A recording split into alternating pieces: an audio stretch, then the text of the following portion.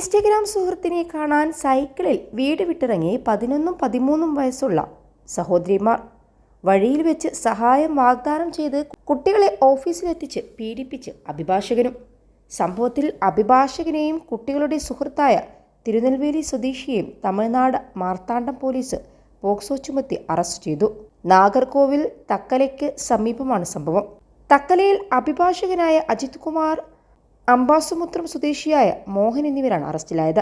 മാതാവിനൊപ്പം താമസിക്കുന്ന കുട്ടികൾ March 12-നാണ് Instagram സുഹൃത്തിനെ കാണാനായി വീട്ടിൽ നിന്ന് സൈക്കിളിൽ പുറപ്പെട്ടത്. ഒപ്പം വസ്ത്രങ്ങളും പണവും കരുതിയിരുന്നു. അർദ്ധരാത്രി തക്കല എത്തിയ ഇവർ പരിഭ്രമിച്ചു നിൽക്കുന്നതിനിടയിൽ അഭിഭാഷകനായ അജിത് കുമാർ ഇവരെ കാണുകയായിരുന്നു. കാര്യം തിരക്കിയപ്പോൾ സുഹൃത്തിനെ കാണാൻ പോകുന്നുവെന്ന് കുട്ടികൾ പറഞ്ഞു. ബസ് കയറ്റിവിടാൻ സഹായിക്കാമെന്ന് പറഞ്ഞ അജിത് കുമാർ രണ്ടുപേരെയും തൻ്റെ ബൈക്കിൽ കയറ്റി ഓഫീസിൽ കൊണ്ടുപോവുകയും അവിടെ വെച്ച് 13-കാരിയെ പീഡിപ്പിക്കുകയുമായിരുന്നു. തുടർന്ന് കുട്ടികളെ ഇക്കാര്യം പുറത്തു പറയരുതെന്ന് ഭീഷണിപ്പെടുത്തിയ ശേഷം തിരികെ ബൈക്കിൽ കയറ്റി നാഗർകോവിലെത്തിച്ചു. ശേഷം മധുരക്കുള്ള ബസ്സിൽ കയറ്റിവിട്ടു.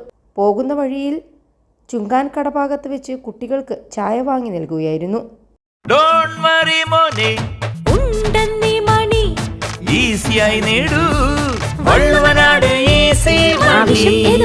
പണം ഞങ്ങൾ തരും. കുട്ടികളെ കാണാനില്ലെന്ന് 13-ാം തീയതിയാണ് തക്കല പോലീസിന് പരാതി ലഭിച്ചത്. അന്വേഷണം നടത്തിയ പോലീസിന് ചായക്കടയിൽ നിന്നുള്ള CCTV ദൃശ്യങ്ങൾ ലഭിച്ചു. ഇതിന്റെ അടിസ്ഥാനത്തിൽ അഭിഭാഷകനെ കസ്റ്റഡിയിലെടുത്ത് നടത്തിയ ചോദ്യം ചെയ്യലിൽ കുട്ടികളെ മധുരയ്ക്ക് ബസ് കയറ്റിവിട്ട വിവരം പറഞ്ഞു. കുട്ടികൾ സ്ഥലങ്ങൾ കാണാൻ പോയതാണെന്നാണ് ഇയാൾ പറഞ്ഞത്.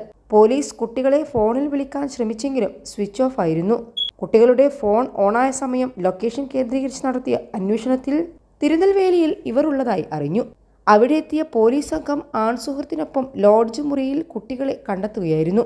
കുട്ടികളെ അഭിഭാഷകനും ഫോണിൽ വിളിച്ചതായി പിന്നീട് കണ്ടെത്തി. തുടർന്ന് നടത്തിയ അന്വേഷണത്തിലാണ് പീഡന വിവരം അറിഞ്ഞത്. പിന്നാലെ അഭിഭാഷകനായ അജിത് കുമാറിനെ വീണ്ടും കസ്റ്റഡിയിലെടുത്ത് ചോദ്യം ചെയ്തപ്പോൾ ഇയാൾ കുറ്റസമ്മതം നടത്തി. തുടർന്ന് കേസ് ഓൾ വനിതാ പോലീസ് സ്റ്റേഷനിലേക്ക് മാറ്റുകയും 2 പേർക്കെതിരെയും പോക്സോ ചുമത്തി ജയിലിലടക്കുകയുമായിരുന്നു.